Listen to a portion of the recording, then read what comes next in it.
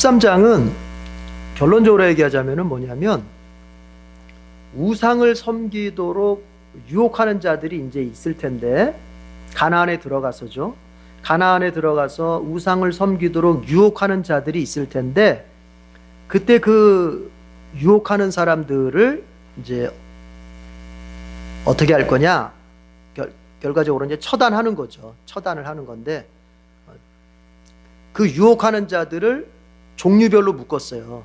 그래서 세 단락인데, 이렇게 세 종류라고 봐도 좋고, 마지막 끝에 거는 조금 다른 얘기긴 하지만, 자, 어쨌든 유혹자들이, 이런 종류의 유혹자들, 저런 종류의 유혹자들이 나타나서 하나님을 믿지 말고 우상을 섬기도록 이제 유혹하는 일이 벌어졌을 때 어떻게 할 것이냐, 그 얘기를 오늘 하고 있습니다. 자, 첫 번째 단락이 1절에서 5절까지로 볼 수 있는데, 표시하시겠습니다. 13장 1절, 2절 지도 표시하겠습니다.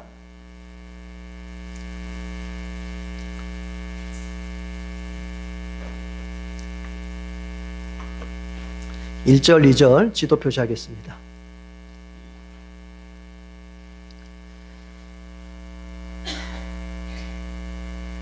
자, 같이 읽어봐요. 시작. 당신들 가운데 예언자나 꿈으로 점치는 사람이 나타나서 당신들에게 표징과 기적을 일으킬 수 있다고 말하고, 실제로 그 표징과 기적을 그가 말한 대로 일으키면서 말하기를, 너희가 지금까지 알지 못하던 다른 신을 따라가 그를 섬기자 하더라도까지. 자, 5절 망원경 표시하고 설명하죠. 5절 망원경 표시.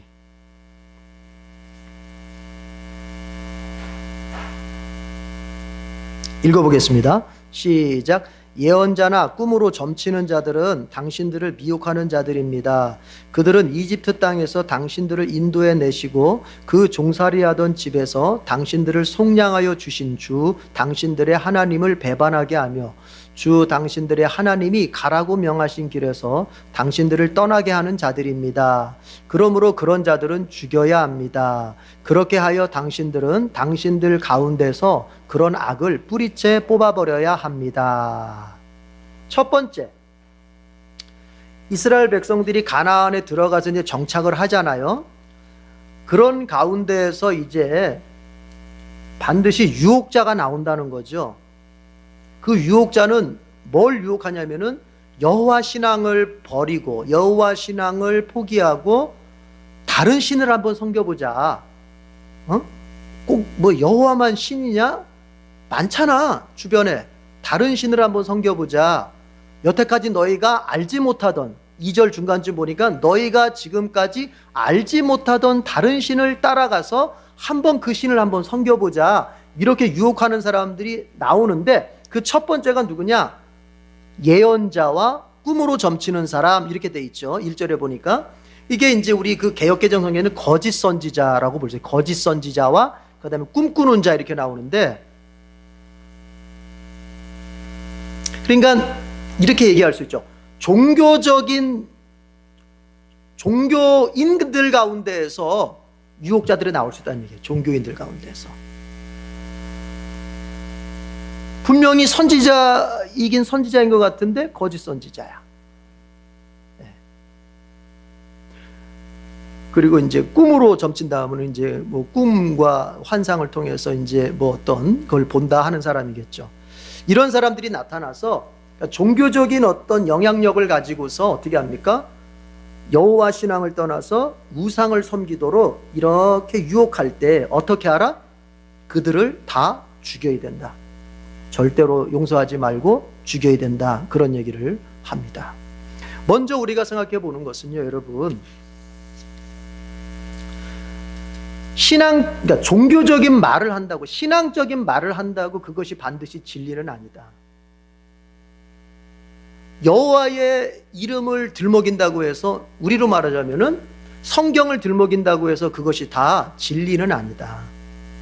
그 내용을 파고 들어가 봐야 될 텐데, 어떤 경우는 그 성경을 가지고서 오히려 내지는 그 성경을 가지고서, 내지는 어떤 자신의 신앙적인 어떤 간증을 통해서도 좋습니다. 신앙의 어떤 간증을 통해서도 상대의 신앙을 갖다가 오히려 하나님으로부터 멀어지게 만들 수도 있다는 걸 알아야 돼요.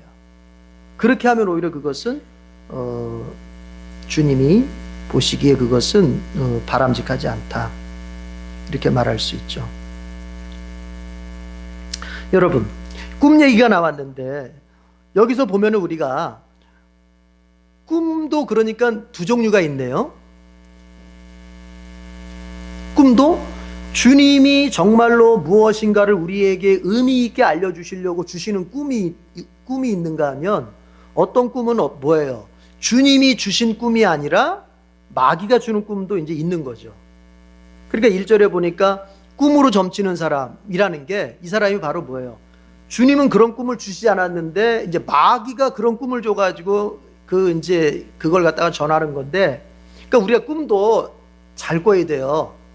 우리가 꿈에서 뭔가 신앙적인 의미가 있다고 해서 그게 다 주님이 주신 꿈이라고 생각하면 안 돼요. 저는 그렇습니다. 저는 그렇게 생각합니다. 꿈으로도 주님이 우리에게 뭔가 본질적인 말씀의 계시는 아니지만 생활상의 어떤 의미는 우리에게 주님이 주실 수 있다고 저는 생각은 합니다. 그러나 그거를 성경보다도 더 의지하면 그거는 이제 정말 그건 안 되죠. 그렇게. 그래서 성경 읽기보다는 맨날 잠을 자면서 꿈 꾸려고 하는 사람들 보면 그건 이상한 거죠. 그리고 성경 얘기보다 꿈 얘기가 더 많이 나오면 이상한 거죠. 근데 중요한 것 중에 하나는 오늘 성경에도 봤듯이 어떤 꿈은 주님으로부터 온 꿈이 아니라 마귀로부터 온 꿈이라는 거예요. 죽이라는 거예요. 그런 꿈 꿔가지고 이렇다 저렇다 말하는데 그 꿈이 오히려 주님으로부터 다른 사람을 멀게 만들어진다. 그러니까 여러분, 잘 분별할 수 있기를 바랍니다. 잘 분별할 수 있길 바라요. 분별의 키는 이거예요. 분별의 분명한 기준은 이거예요. 오늘 13장 전체가 그렇지만 계속 그 얘기가 반복될 수 있을 텐데, 분별의 핵심은 이거예요. 그것을 통해서 내가 주님과 더 가까워지느냐 멀어지느냐예요. 어떤 거든지 마저 얘기합시다. 여러분, 오늘 보면은 이런 얘기잖아요. 2절에 보면 이렇게 얘기합니다. 그 거짓 선지자나 꿈꾸는 자들이 무엇까지 동원해가지고 표징과 기적까지 동원해가지고, 그러니까 기적까지 동원해가지고 너희들 앞에 막 기적을 일으키면서 막 병도 고치고 엘리야처럼 하늘에서 불도 끌어내리는 기적까지 보여주면서 이제 너희들한테 말한다는 거예요. 2절에 보시면 그러잖아요. 기적까지 보여주면서 말을 하더라도, 그러니까 실제로 기적을 보여주는 거예요. 기적을 보여줘. 그러면 보는 입장에서는 뭘 체험한 거예요? 신비를 체험한 거예요. 신비를. 그렇죠? 신비를 체험한 거예요. 이제 보십시오, 여러분. 이제 이런 말입니다. 여러분이 영적인 체험을 많이 하십시오. 기도하면서 영적인 체험을 하든 뭘 하면서 영적인 체험을 하든 체험을 많이 하십시오. 그러나 이걸 알아야 돼요. 그 영적인 체험이라고 다 그게 주님이 기뻐하시는 게 아니라는 걸 알아야 돼요. 무엇이냐? 그러면 어떤 신비의 경험, 어떤 영적인 체험이라고 하는 것이 선한 것이 될 수도 있고 악한 것이 될 수도 있어요. 그러니까 선한 것이 있고 악한 것이 있는 거예요. 꿈도 하나님 주시는 정말 선한 꿈이 있고 마귀가 주는 악한 꿈이 있듯이, 우리의 영적인 체험이라는 것도 하나님이 주시는 선한 체험이 있고 마귀가 우리를 속이기 위해서, 마귀가 우리를 넘어뜨리게 주는 그런 어떤 신비 체험도 있는 거예요. 그럼 뭐냐? 교회 역사 2000년 동안 영성의 발전사를 보면은 그 영성의 훈련 가운데서 이 영성가들이 제일 신경 썼던 게 뭐냐면은 어떤 걸 체험하는 것이 아니라 이 체험을 분별해내는 거였어요. 이게 어려운 거였어요. 모든 영성가들이 하나같이 하는 말이 뭐냐면, 체험은 누구나 하는데 이 체험이 주님으로부터 온 것인지 아니면은 나의 어떤 욕망으로부터 비롯된 것인지 아니면은 마귀가 나에게 속이기 위해서 준 것인지를 분별해내는 것이 정말 어렵다. 다 이렇게 고백하는 거고, 그것에다가 온통 신경을 많이 썼던 거예요. 분별. 그래서 영성에 관련한 책을 보면요, 책이 만약에 이렇게 두껍다 하면 절반 이상은 뭐냐? 분별에 관한 책이에요. 분별에 관한 책. 근데 우리는 어떤 경향이 있어요? 분별은 안중에도 없고 내가 뭘 체험했다 하면 그거 가지고 자랑하기 바쁜 거예요, 이제 막. 그런데 이제 기억해야 돼요. 거짓 선지자들도 기적을 가지고서 자기네들이 어떤 주장할 바를 주장한다는 거예요. 네. 그래서 우리가 명심해야 됩니다. 신비 체험, 뭐 영적 체험 좋아요. 뭐라고 불러도 그것이 선한 것도 있고 악한 것도 있다. 이걸 잘 분별해야 된다. 그럼 그 기준은 뭐냐? 또 얘기하죠. 여러분, 그 체험을 통해서 내가 하나님을 더 사랑하게 되고 하나님의 교회를 더 사랑하게 되고, 교회를 사랑한다는 건 교회 건물을 사랑한다는 말이 아니죠. 교인들을 더 막 사랑하고 섬기게 되고 정말 내가 막 주님 앞에 선교에 막 헌신하고자 하는 마음이 생기면 이건 체험을 제대로 한 거예요. 그런 체험은 많이 해야 돼요. 그런 체험을 많이 하세요. 그런 영적 체험은 많이 하셔야 된다고. 그러나 뭔가를 체험했어. 하여튼 뭐 신비에 대한 체험을 했어. 뭔가 성령이 임하는 것 같은 체험을 했는데 이게 오히려 나에게 하나님으로부터 멀어지게 만들고 교회로부터 멀어지게 만들어. 바꿔 말하면 하나님 앞에서 겸손하지 않고 교회에서 겸손하지 않게 만들고 자꾸 뭔가 나를 고립시키는 것으로 간다. 이거는 마귀로부터 오는 거예요. 이건 분명한 거예요. 이게 지금 주님이 하시는 말씀이 이거잖아요. 주님이 하시는 말씀이 5절 내용이 그거잖아요. 그 거짓 선지자들, 점치는 자들은 미혹하는 자들인데 그들의 역할이, 그들이 하는 짓이 뭐냐? 결국 하나님을 배반하게 만들고 하나님이 가라고 명하신 길에서 떠나게 만드는 자들, 하나님과 멀어지게 만드는 자들이라는 거예요. 그래서 우리가 잘 분별해야 돼요. 잘 분별해야 돼. 여러분, 영적인 체험을 많이 하시길 바랍니다. 분명한 건요, 영적인 체험이 있는 사람하고 영적인 체험이 없는 사람하고의 신앙의 강함과 그 약함, 큼과 작음, 그 신앙의 뜨거움과 냉랭함은 분명히 있어요. 아무래도 영적인 체험을 한 사람들이 신앙이 뜨겁고 정말 담대하고 정말 하나님의 나라에 대한 분명한 확신을 가지고 자기 목숨 내던지면서 뛰어듭니다. 영적인 체험이 없고 머리에만 성경 지식만 있는 사람은 이게 추측성 신앙밖에 없어요. 추측성 신앙. 그럴 거야? 그럴까? 안 그러면 어떡하지? 이렇게 되는 거예요. 그러니까 영적인 체험이라고 하는 것은 우리에게 필요한 거예요. 그렇습니다. 필요한 겁니다. 그러나 이제 분별합니다. 그 체험을 통해서 하나님하고 더 가까워지는지, 교인들을 더 사랑하게 되는지,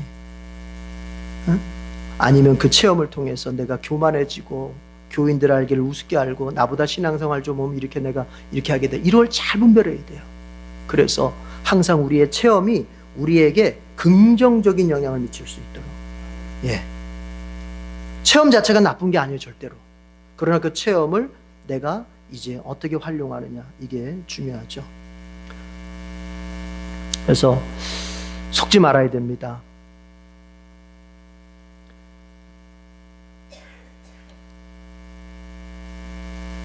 여러분의 신앙의 관심은 어디 있는지요? 저의 신앙의 관심은 이렇습니다.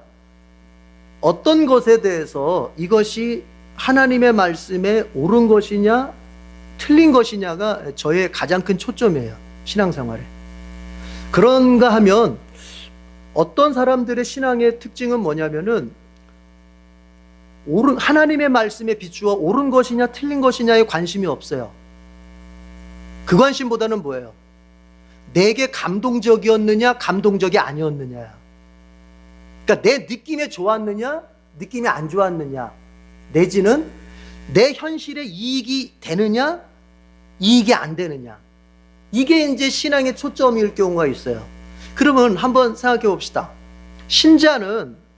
여러분 신자는 그 신앙의 초점이 어디에 있어야 될까요? 주님께서 계속 하시는 말씀이 뭐냐면 말씀을 따라가야 된다는 거야. 말씀을 따라서. 4절 보면 당신들은 주 당신들의 하나님만을 따르고 그분만을 경외하며 그분의 명령을 잘 지키며 그분의 말씀을 잘 들으십시오, 이러거든요. 그러니까 기적을 받고 무슨 막 기적을 눈앞에서 기적이 보여지고 눈앞에서 막 여러 가지 신비한 것들이 일어난다 할지라도 너희들은 그 기적에 이런 거에 너무 신경 쓰지 말고 결국 너희들은 뭘 따라서 살아야 된다? 말씀을 따라 살아야 된다. 말씀을 따라서. 그러니까 신앙생활의 초점을 어디다 두라는 거예요? 말씀에다 두라는 거예요. 말씀에다가. 어떤 기적에다 초점 두지 말고 내 막 가슴이 찌릿찌릿한 거에다 초점 두지 말고 그 말씀을 믿고 그 말씀대로 순종하고 그 말씀대로 되어질 것을 확신하면서 인내하고 이런 말씀에다 초점을 맞춰서 신앙생활을 해야 된다는 얘기를 하나님이 하시는 거예요. 그래서 우리의 신앙의 초점이라고 하는 것은 절대로 여러분 부수적인 것들에다 초점 맞추면 안 돼요. 감정적인 어떤 체험들 필요할 수 있죠. 그렇죠? 필요할 수 있고 나의 현실적인 어떤 이해관계 그것도 우리가 고려해 볼 사항일 수 있죠. 그러나 그 모든 것에 앞서서의 결정적인 초점은 뭐예요? 과연 이것이 하나님의 말씀에 옳은 것이냐 틀린 것이냐 이거란 말이에요. 이것이 더 본질적인 것이다. 그런 얘기를 하고 있습니다. 자, 이처럼 종교인들 가운데서 유혹자들이 나올 수 있다. 이것에 대해서도 하나님은 용서하지 말고 죽여라. 절대로 그들 따라가지 말고 죽여라 합니다.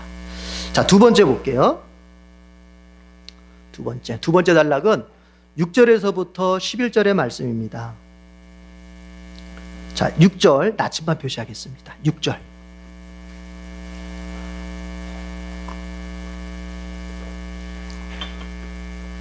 6절 다 같이 시작. 당신들의 동복 형제나 아들이나 딸이나 당신들의 품에 안기는 아내나 당신들이 목숨처럼 아끼는 친구 가운데 누구든지 당신들에게 은밀하게 말하기를 우리와 우리 조상이 일찍이 알지 못하던 신들에게 가서 그 신들을 섬기자 하고 꾀거나. 자, 9절 망원경 표시하겠습니다. 9절 망원경 표시하겠습니다. 같이 읽죠. 시작. 반드시 죽여야 합니다. 증인이 맨 먼저 돌로 치고 그 다음에 모든 백성이 뒤따라서 돌로 치게 하십시오. 자, 가나안에 들어가면 너희들이 여호와 신앙을 가지고 신앙생활을 할 때 이런 사람들이 나타날 거라는 거죠. 이제 여호와 신앙은 우리가 믿을 만큼 믿었어. 아유, 이제 너무 오래 믿었어. 이제 새로운 신들을 좀 믿어보자. 우리가 아직 경험하지 못한 새로운 신들을 한번 믿어보자 하면서 우상으로 유혹하는 자들이 나올 텐데 그 첫 번째 종류가 바로 종교인들 가운데서 나올 수 있다. 두 번째가 뭐냐? 너희의 가족 중에, 너희의 아주 친한 친구 중에 그런 유혹자가 나올 수 있다. 그럼 어떻게 해야 되느냐? 9절에 보니까 반드시 죽여야 한다. 석형, 돌로 쳐서 반드시 죽여야 한다. 그런 얘기를 지금 모세가 명령하고 있습니다. 물론 주님의 명령이죠. 모세를 통해서 주님이 하시는 명령이죠. 그러니까 6절에 나와 있는 것처럼 동복 형제, 그렇죠? 친형제죠. 그리고 아들, 딸, 자식들, 그리고 배우자. 아내라고 말하는 건 배우자를 의미하는 거고, 남편은 뭐 안 합니까? 남편도 다 하지. 그럼 아내라고 말하는 건 배우자. 그러니까 이렇게 가족, 그 다음에 목숨처럼 아끼는 친구. 그냥 뭐 그런 친구가 아니라 정말 친한 친구. 이런 사람들을 통해서 우리가 유혹받을 수 있다는 거예요. 신앙을 버리도록, 신앙을 포기하도록. 바꿔 말하면 여러분, 마귀가 나의 신앙을 공격하고 나의 신앙을 무너뜨릴 때 누구를 동원할 수 있다? 가족을 동원할 수 있다는 거예요. 가장 친한 사람을 동원해서 내 신앙 무너뜨리고 내 신앙 망가뜨리고 내 신앙생활을 포기하게 만들 수 있다는 얘기예요. 그렇잖아요? 제가 이 본문을 갖다가 이제 준비하면서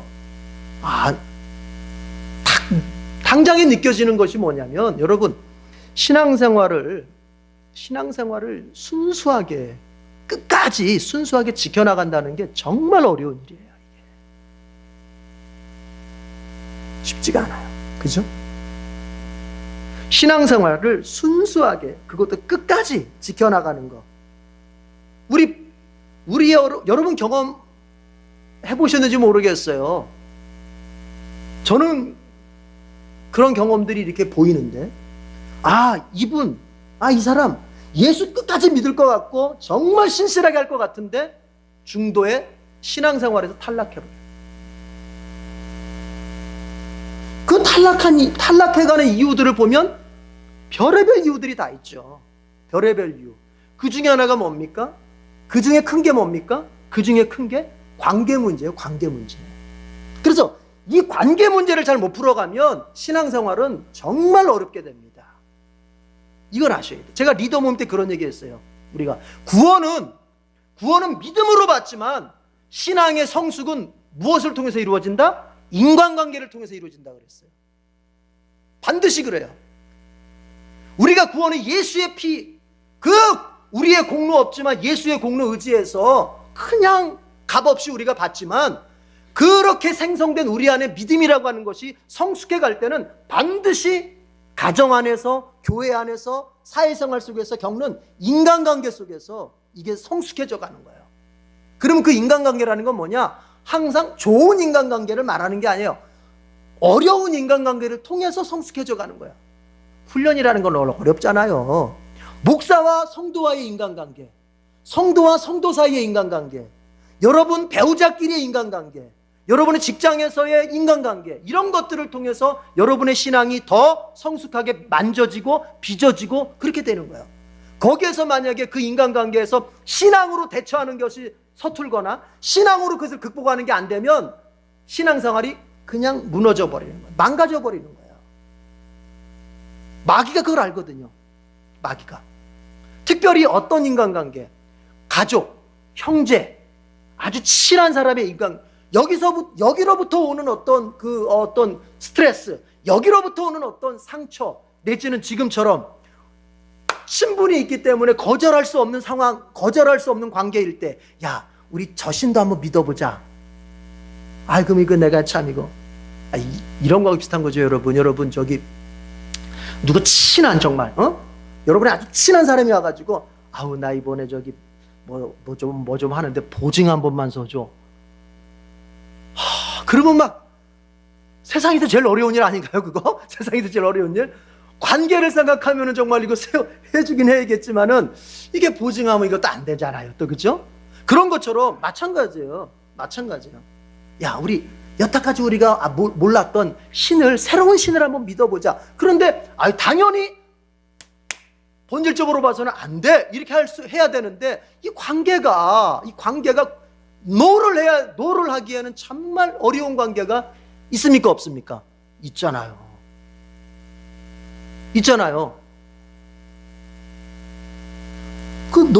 안 돼. 이거를 말할 여러분의 배우자들 한번 생각해 보세요. 배우자들이 이거 어때? 야, 오늘 주일인데 이제 교회 가야지. 그 맨날 이 52주 그 주일 52번 있는 중에 하루 빠져서 어디 좀 갔다 오면, 당장 급한데 갔다 오면 뭐 어디 덧나니? 그러면 이거 참 이거 어떻게 해야 되나? 고민돼야 한대요.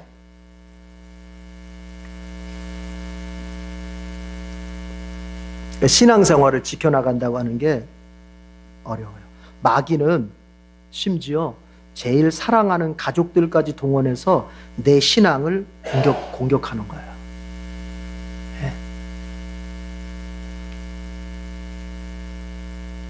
그럼 이제 여러분이 예수님의 이 말씀을 이 배경 속에서 이제 이해하면 예수님이 무슨 의도로 그 말씀을 하셨는지가 이제 보여요.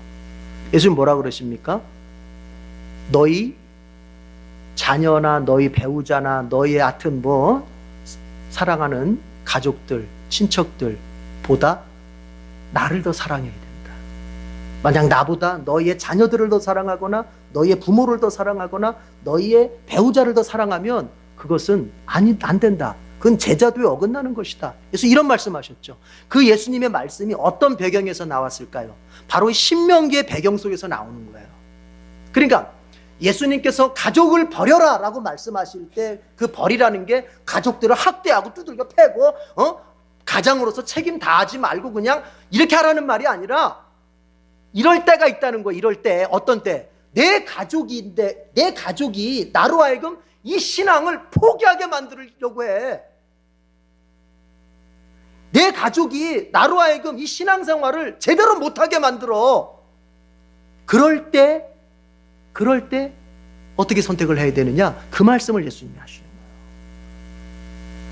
그러니까 특별한 상황이 설정이 된 상태에서 특별한 상황이 설정된 상태에서 우리가 어디를 선택할 것이냐? 그때 우리는 주님을 선택해야 된다라고 예수님은 말씀하시는 거예요. 그 성경에 자세하게 이런 선택이 이런 상황이 돼 이렇게는 안 나왔어도 이 구약적 배경에서 오죽했으면 예수님께서 마태복음 10장 36절에 여러분 정말 참 우리가 듣기에 거북한 말씀이 있잖아요. 마태복음 10장 36절에 보면 너희의 원수가 너희의 가족이 될 것이다. 그런 말씀 하시거든요. 너희의 원수가 너희의 가족 중에서 나오게 될 것이다.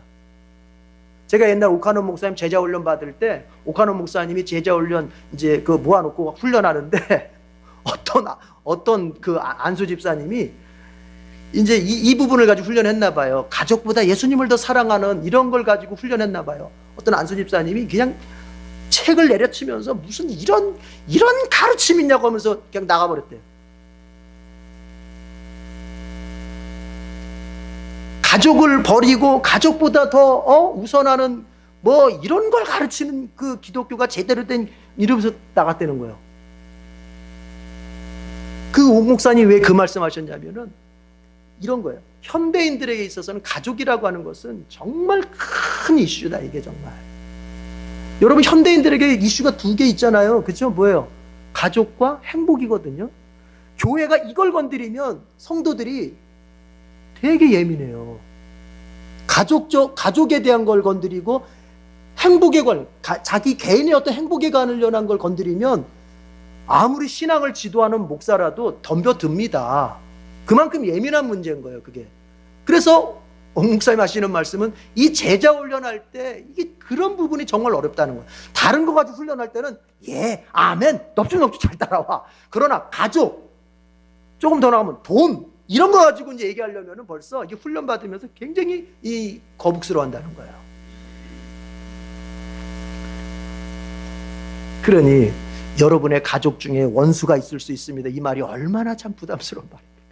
근데 예수님 그렇게 분명히 말씀하셨잖아요. 마태복음 10장 36절에 너희의 가족이 원수가 될 수도 있다. 그러면 여러분 생각해봐요. 성경은 분명히 뭐라고 가르칩니까? 가족을 사랑하고 가족을 섬겨야 되는 것을 당연하다고 가르쳐요. 그렇죠? 바울도 뭐라고 말합니까? 가족을 돌보지 않는 사람은 이것은 믿지 않는 사람보다 더 악한 사람이라고 그랬어요. 그러니까 가족을 돌보고 가족을 섬기는 것은 그건 당연한 거예요.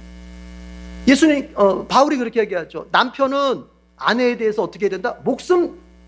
생명 내놓고 아내 사랑해야 된다. 주께서 교회를 위하여 자기의 생명을 내주었던 것처럼 남편은 아내를 위해서 생명을 내줄 수 있어야 된다. 아내는 교회가 그리스도를 머리로서 존경하고 사랑했던 것처럼 아내는 남편을 머리로서 존경하고 사랑할 수 있어야 된다. 가족 돌보라는 얘기죠. 또 뭐라고 말합니까? 부모는 자식을 어떻게 하라? 부모는 자식을 노엽게 하지 않도록 늘 자상하게 배려하면서 뭔가 이렇게 하나하나 짚어주고 그렇게 하라. 그런가 하면 여러분, 자식은 부모한테 어떻게 하라고요? 부모를 공경하라. 이렇게 서로가 서로에게 가정을 잘 돌보라고 말씀하시는 게 성경이잖아요. 그런 성경인데 그럼에도 불구하고 여러분 뭐라고 말하죠? 그 가족 중에 너의 원수가 생길 수 있다. 내가 이 땅에 평화를 주러 온 줄 아느냐? 내가 이 땅에 화를 주러 왔다. 이 땅에 분열을 주러 왔다. 그래서 너희 가정에 분열이 일어날 것이고 너희 가족 중에 부모와 자식이 서로 분열이 일어나고 배우자가 분열이 일어나고 그러면서 너희 가족 중에 원수가 있을 것이다. 이런 말씀하셔요. 그럼 그게 어느 때에 그렇게 될 수 있느냐? 이거를 생각해야 돼요. 그건 일반적인 말씀이 아니란 말이에요. 그런 걸 빙자해가지고 가족을 함부로 하고 가족을 막 다른 교인들한테는 이렇게 막 잘하면서 가족들한테 함부로 하는 거, 그거는 신앙 좋은 게 아니에요, 절대로. 그건 일반적인 말씀이 아니에요. 어느 때겠어요? 바로 이런 때예요. 이런 때. 그 가족이 나의 신앙을 포기하게 만들려고 해. 나의 신앙을 망가뜨리려고 그래. 나의 신앙에 대해서 바른 신앙으로 가지 못하도록 만들려고 해. 이때는 여러분 잘 들어보십시오. 육적으로는 가족이지만 영적으로는 뭐겠어요? 영적으로는 이때는 원수예요. 영이 달라버린 거예요. 영이. 그럼 어떻게 해야 되겠어요? 자, 제가 분명히 두 개로 나눠서 얘기했어요. 육적으로는 가족이지만 영적으로는 원수라 그랬죠. 대적해야 될 대상이란 말이에요. 그러면 어떻게 우리가 처신해야 되겠어요? 처신 역시도 두 가지로 나와야 돼요. 두 가지로. 어떻게? 육적으로는 매너를 잘 지켜야 됩니다. 그렇죠? 그러나 영적으로는 어떻게 해야 돼요? 대적해야 되는 거예요. 그 예를 들어 보면 이런 거죠. 자, 제 경험적으로도 제가 어렸을 때 교회 다닐 때 저희 아버지께서 그때 예수님 믿기 전에 얼마나 반대했는지요. 막 성경책을 막 집어 던지고 찢고 뭐 교회 갔다 오면 막 좀 때리고 막 그랬었어요. 그러면 대적해야 되니까 저도 같이 막 맞받아 쳐요? 아니 왜 교회 못 가게 하냐고. 이거 마귀 아니야 마귀야. 아버지 마귀야 그러면서 막 같이 막 맞붙어 싸워요? 아니죠. 어떻게 해요? 저는 자식으로서 육적인 관계에서는 부모 자식이니까 어떻게 해요? 매너 잘 지켜야죠. 그 아버지를 정말 제가 뭐 효도까지는 아니더라도 아버지 앞에 제가 자식으로 할 도리는 해야죠. 그러면서도 영적으로는 뭐예요? 영적으로는 대적하는 거예요. 그 대적이 뭐겠어요? 이 마귀 이러는 게 아니라 내 가야 할 신앙의 길을 끝까지 가는 거예요. 여러분 대적하는 거는 그 사람하고 싸우는 걸 말하는 게 아니라 나의 가야 할 믿음의 길을 끝까지 그냥 가보는 거예요. 누가 뭐라 하든지 가는 거예요. 그냥 이게 대적하는 거예요. 근데 이걸 거꾸로 해서 문제예요. 거꾸로 해서 교인들 보면 이걸 거꾸로 해. 육적으로 막 대적해. 막 육적으로 막 싸워. 그 영적으로는 가지도 않아. 자기 믿음의 길을 가지도 않아.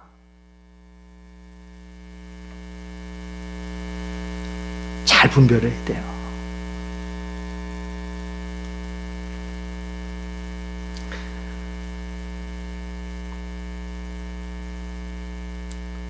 사랑에는 배타적인 면이 있는 겁니다.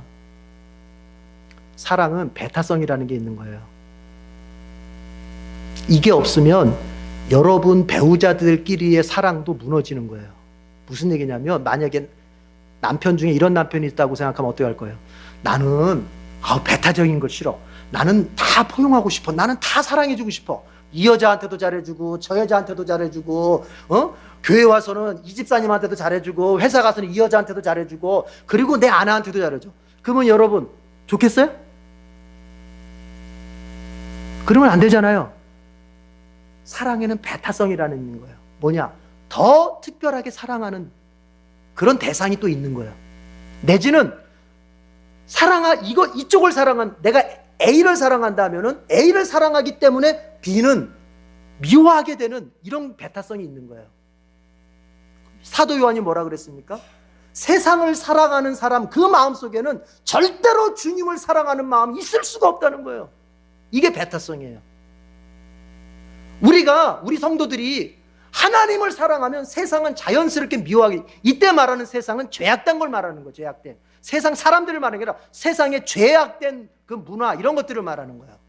하나님을 뜨겁게 사랑하는 제일 사랑하는 사람은 당연히 세상에 대해서는 여러분 우리가 미워하게 돼 있는 거예요. 죄된 세상에 대해서는.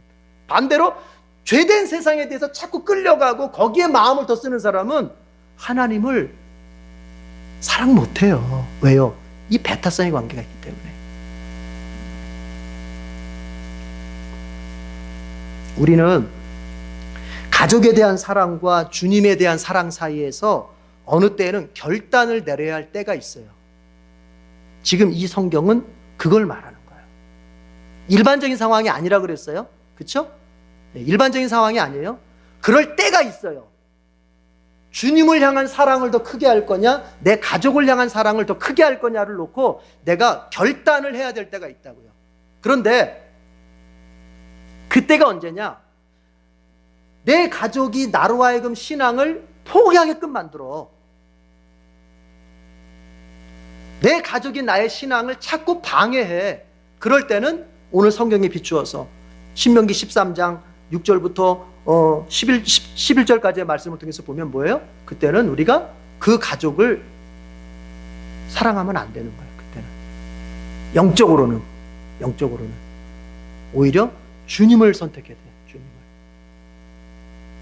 그 얘기를 하고 있는 겁니다. 9절에 보니까 심지어는 이 당시에는 뭐라고 말합니까? 반드시 죽여야 한다. 너희 형제나 너희의 자녀들이나 너희의 배우자가 너를 이끌어서 여호와를 떠나서 우상을 섬기도록 꾀할 때 어떻게 해야 된다? 8절에 보니까 그 말에 귀 기울이지도 말고 그 말 듣지도 말고 그 사람 불쌍하게 여기지도 말고 가엾게 여기지도 말고 덮어서 숨겨줄 생각도 하지 말고 반드시 죽여야 한다. 이걸 문자적으로 하자는 소리가 아닙니다. 뭐예요? 제가 아까 얘기했어요. 육적으로는 그 관계니까 매너 지키고 잘 해드리십시오. 그러나 영적으로는 뭡니까? 그러나 나는 영적인 거에 있어서는 내 길을 가야 된다 하면서 가는 거예요. 이렇게 해서 여러분들이 신앙에 승리할 수 있기를 바랍니다. 여러분, 하나님 때문에 가족을 사랑하는 사람이 될 수 있어야 돼요. 하나님 때문에 가족을 사랑하는 사람. 가족 그 자체 때문에 가족을 사랑하는 사람은, 이 사람은요, 제가 얘기 한번 할까요? 여러분, 고유정 같은 사람도 있어요. 너무너무 무서운 사람이잖아요. 가족 때문에 가족을 사랑하는 사람은 이것이 언제든지 나의 이익, 나의 어떤 또 다른 욕망 때문에 버릴 수 있는 거예요. 그러나 하나님 때문에 가족을 사랑하는 사람은 하나님에 대한 그 믿음 때문에, 하나님에 대한 그 사랑에 대한 감사 때문에, 그래서 가족을 사랑하는 사람은 이 사랑이 변치 않습니다. 그래서 제가 그런 얘기 하죠. 여러분의 배우자들이 여러분보다 예수님을 더 사랑하는 것을 질투하지 말고 그렇게 하도록 만들려고 그러잖아요. 하도록. 여러분의 배우자들이 예수님을 만나서 예수님 때문에 인생이 기뻐지고 마음이 기뻐지고 예수님 때문에 정말 인생에 살만한 그 맛을 느끼면 절대로 여러분 버리지 않습니다. 여러분 더 잘해주게 돼 있는 거예요. 이걸 알아야 돼요. 예수님 때문에 살아가요. 우리가 그 가족뿐만이 아니라 다 마찬가지예요. 우리가 가난한 사람을 돕는 문제, 구제의 문제도 여러분 인본주의가 왜 한계가 있는 줄 아십니까? 인권 때문에 사랑하는 사람은 또 다른 인권, 더 보호해야 될 인권이 나타나면 여러분 지금 내가 섬기고 있는 이 인권을 버리게 돼 있는 거예요. 어느 날부턴가, 그렇죠? 야, 사람 죽인 사람도 인권이 있어. 그러니까 강도들 인권을 갖다 보호한답시고 정말 보호해야 될 인권을 못 버리게 됩니다. 인간의 사랑이라고 하는 그런 다 상대적인 거예요. 상대적인 거. 그런 거예요. 동성애자들의 인권을 보호해야 되기 때문에 정말로 어떻게 보면은 진리에 있어서 바른 걸 외치는 사람들의 인권이라고 하는 것은 법대로 이제 다 감옥에 보내버려. 이게 뭔가 거꾸로 가는 거죠, 이거는. 그게 바로 뭐냐? 그게 인본주의 한계예요. 진리가 없는 인본주의 한계. 하나님 때문에 사랑하는 것이 아니라 하나님 없이 사랑하게 되면 그런 오류에 빠지게 되는 거예요. 그게 다. 하나님을 알고 하나님 때문에 사랑하는 사람은 내가 무엇을 사랑해야 되고 무엇을 미워해야 되는지가 명확해지는 겁니다. 이걸 아셔야 돼요.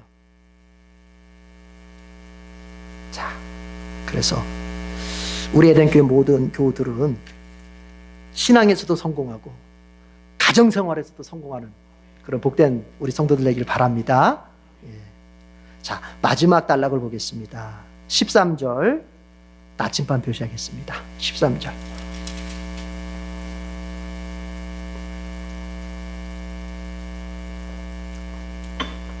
같이 읽어볼게요. 시작. 당신들 가운데서 불량한 사람들이 나타나서 그 성읍의 주민을 유혹하여 이르기를 가서 다른 신들을 섬기자 하면서 당신들이 알지 못하던 신을 섬기게 하여 주민들로 배교자가 되게 하면. 자, 15절 마저 표시할게요. 망원경 표시. 15절 망원경 표시. 시작. 당신들은 그 성읍에 사는 주민을 칼로 쳐서 모두 죽이고 그 성읍과 그 안에 있는 모든 것과 집 짐승도 칼로 쳐서 죽이십시오. 이건 무슨 얘기냐면 조금 이제 다른 형태의 얘기인데 뭐냐면 첫 번째는 종교인들 가운데에서 유혹자가 나타나서 여호와 신앙을 버리게 만들고 사람들을 이스라엘 백성들을 유혹해 간다 그랬죠? 어떻게 알아? 그 반드시 처단해야 된다. 죽여야 된다. 또 너희의 가족이나 지인들 가운데서 아주 친한 지인들 가운데서 너희로 하여금 여호와가 아니라 다른 신을 섬기게 만들 때 어떻게 알아? 그것도 죽여야 된다. 절대로 따라가면 안 된다. 이런 얘기를 하고 있고 세 번째 건 뭐냐면 어떤 성이 있어요. 성. 그렇죠? 어떤 성이 있는데 이스라엘에는 여러 성들이 있잖아요. 성인데 소문에 들리는 소문이 뭐냐면 어떤 성에 어떤 불량배들, 성경에 보니까 불량한 사람들 그렇게 나왔는데 하여튼 나쁜 사람들이 일어나가지고 이 성읍에 있는 사람들을 갖다가 찾고 배교하도록 유혹한다는 거예요. 나쁜 무리들이 일어나가지고는 그 성의 사람들을 자꾸 유혹해서 우상을 섬기게 만들고 여호와를 떠나게 만든다는 거. 이 소문이 들려요. 그러면 어떻게 하느냐? 이제 지도자들이 가서 자세히 알아보라는 거예요. 먼저는 자세히 알아보고서 그게 사실이면 어떻게 알아? 여러분, 사실이면 어떻게 하는지가 15절인데요. 이게 무서운 말이 나와요. 그 장본인들만 죽이는 게 아니라 그 성읍의 주민을 전체를 다 죽이는 거예요. 그게 15절에 있는 말이잖아요. 성읍에 사는 주민을 모두 죽이라는 거예요. 그리고 거기 있는 가축들도 다 한자리에, 하여튼 거기 다 물건들이고 가축들이고 다 한자리에 모아놓고 죽이고 불태워버리는, 성을 불태워버리라는 거예요. 그래서 그 성을 완전히 폐허로 만들어버리라는 거예요. 그리고 다시는 거기다가 건축하지 못하도록 그렇게 하라는 거예요.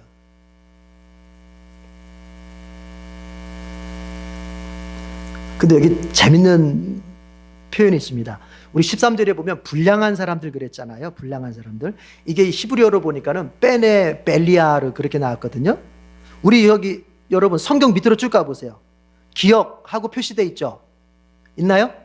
밑으로 내려가면은 거기가 분에 뭐라고 돼 있죠? 불리알 그랬잖아요. 근데 이게 발음상에 서로 차이는 있겠지만 이게 엄밀하게 더 이제 발음을 해보면은 벨리알 이렇게 되거든요. 베네 벨리알. 이게 쓸모없는 사람들 그런 뜻인데 여러분 이 벨리알이라는 말이 신약 성경에서 우리 고린도 후서 6장 15절인가요? 거기 이런 말이 있죠. 믿지 않는 사람과 멍에를 같이 매지 말아라 하면서 바울이 뭐라고 말해요? 어떻게 그리스도와 벨리알이 같이 할 수 있느냐 이런 얘기하죠. 그때 그 신약에 나오는 벨리알이라고 하는 게 바로 히브리어의 불리알. 그러니까 그 벨리알이 고린도후서 6장 15절에 벨리알이 바로 뭘 말하는 겁니까? 마귀를 말하는 거거든요. 그러니까 예수님께서 믿지 않는 사람과 멍에를 같이 하지 말아 하면서 어떻게 예수 그리스도와 마귀가 어떻게 같이 갈 수 있느냐 이런 얘기한 거잖아요. 예? 그러면 이게 무슨 얘기예요? 이걸 보려고 하는 겁니다. 여러분 이 불량한 사람들이라는 게 바로 뭐예요? 마귀의 사주를 받은 사람, 마귀가 사주해서 마귀가 이 사람들을 통해서 한 성을 갖다가 여호와의 신앙에서 떠나게 만드는 거예요. 그러니까 모든 악한 사람들의 배후에는 뭐가 있어요? 마귀가 있는 거예요. 그걸 볼 줄 알아야 돼요. 여러분 히틀러의 배후에는 뭐가 있어요? 누가 있어요? 마귀가 있는 거예요. 그래서 보네퍼가 죽이려고 했던 거예요. 히틀러를. 김일성의 뒤에는 누가 있는 거예요? 김일성이 6.25 일으켜가지고 그 많은 사람들 죽이고 그 많은 사람 고통에 빠져. 여러분 그거는 그냥 인간이 하는 게 아니에요. 마귀가 그렇게 사람들을 이용해가지고 그렇게 하는 거예요. 믿습니까? 아니 그걸 안 믿으면 뭘 믿겠다는 거예요? 영적인 게 바로 그런 게 영적인 건데. 여러분 창세기 보세요. 마귀가 무엇을 사용해서 하와에게 접근합니까? 뱀을 통해서 하와에게 접근하잖아요. 마귀는 그런 식의 접근한단 말이에요. 그냥 마귀가 나 마귀야 그러고 나 앞에 나타나는 게 아니에요. 마귀가 사람을 통해서 악한 사람들을 통해서 나에게 접근해서 나를 공격하는 거예요. 그래서 우리는 뭐냐? 그 사람을 볼 게 아니라 그 사람 너머에 뭘 볼 줄 알아야 돼요? 마귀를 볼 줄 알아야 돼요. 그래서 바울이 말하는 거 아닙니까? 우리가 싸워야 할 대상은 혈과 육의 사람이 아니라 바로 어둠의 권세 잡은 자 마귀라고 지금 바울이 말하지 않습니까? 이걸 볼 줄 알아야 돼요. 네, 불량한 사람들은 바로 마귀의 사주를 받은 사람들. 이 사람들이 한 성읍에서 여호와의 신앙을 떠나게끔 그렇게 그리고 이 사람들이요, 보세요. 이 사람들이 이렇게 13절 보면은 그 성읍의 주민을 유혹했다 그랬는데, 이 유혹한다는 말이 이런 말이 아니에요. 개인적으로 하나하나 만나가지고 하나하나 만나서 야 가자, 알았지, 가자, 이걸 말하는 게 아니에요. 이때 유혹한다는 말은 뭐냐면은 공개적으로 막 선동을 하는 거예요. 막 선동을 모아놓고, 사람들 모아놓고 막 연설을 하면서 막 선동을 하는 거예요. 그러니까 앞에서 13장 첫 단락에서 나왔던 유혹하는 거는, 이거는 뭐냐, 개인적으로 만나가지고 은밀히 유혹하는 거예요. 은밀히 유혹하는 거예요. 개인 하나하나 만나가지고 꼬시는 거예요. 그런데 이 세 번째 단락에서 불량한 사람들이 하는 유혹은 뭐냐면은 공개적으로 대놓고 막 연설을 하는 거예요. 막. 자, 그러면 보십시오. 이제 이해가 되죠? 15절에서 주님께서 그 성읍을 갖다가 멸할 때 그 당사자들, 불량한 사람들만 죽이라 그랬어요? 다 죽이라 그랬어요? 다 죽이라 그랬죠? 여러분, 이거 의문스럽지 않으세요? 왜 다 죽이라 그래? 그 나쁜 놈들만 골라가지고 죽여야지. 왜 거기 있는 성읍에 있는 사람들을 다 죽이라는 거야, 하나님께서? 제가 방금 앞에서 뭐라 그랬어요? 이게 은밀하게 한 게 아니라 대놓고 주민들 모아놓고 막 선동했다 그랬죠. 그러면은 여러분, 자 보세요. 그렇게 선동을 할 때 이 주민들이, 성읍의 주민들이 어떻게 써야 되는 거예요? 끌어내려야죠. 그죠? 끌어내려서 율법에 비추어서 끌어내려서 처단을 했어야 되는 거잖아요. 그거를 안 한 것에 대한 대가를 하나님이 갖게 하는 거예요. 무슨 얘기냐면, 자, 이걸 이렇게 보세요. 여러분, 우상 숭배를 방조한 죄가 이것이 적지 않다는 걸 하나님 말씀하시는 거예요. 우리 개신교인들이 자칫 이렇게 생각하기가 쉬워요. 교회는 내 개인 신앙을 위해서 내가 잠시 이용하는 것뿐이야. 그래서 내가 여기에서, 이 교회에서 내 개인의 신앙이 어떤 좋은 걸, 내 개인 신앙을 도모하기 위해서 이 교회를 이용하는 거고, 그 이용 가치가 떨어지면 내가 또 다른 교회 가서 그때그때 하는 거야. 이렇게 생각하는 게 개신교인들 안에 교회관이 있어요. 그것이 잘못됐다는 얘기를 하는 거예요. 공동체와 여러분은 한 목숨이에요. 한 목숨.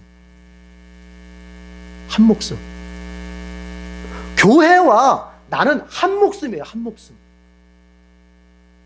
그래서 우리가 교회의 정결함을 유지하고 교회가 신앙적 본질에 서서 가도록 서로가 붙잡아주고 서로가 격려해주고, 때로는 서로가 권면하고, 때로는 죄를 알려주면서 이 교회가 한 몸이 되어서 정결하게 가야 될 이유가 뭐냐면은, 저 사람이 잘못해서 지팔자지, 지 신앙생활 못해가지고 지가 벌 받겠지가 아니라, 그것을 내가 뻔히 알면서도, 내가 보고 있으면서도, 죄로 가고 있는 걸 내가 보고 있어. 저 성도가 지금 죄된 삶을 살고 있는데 그걸 내가 알고 있고 보고 있는데도 한마디 권면 없고 그냥 지팔자 지가 알아서 하는 거지, 이렇게 하는 것에 대해서 하나님이 죄 없다 아니하리라 하시는 얘기예요. 이게 지금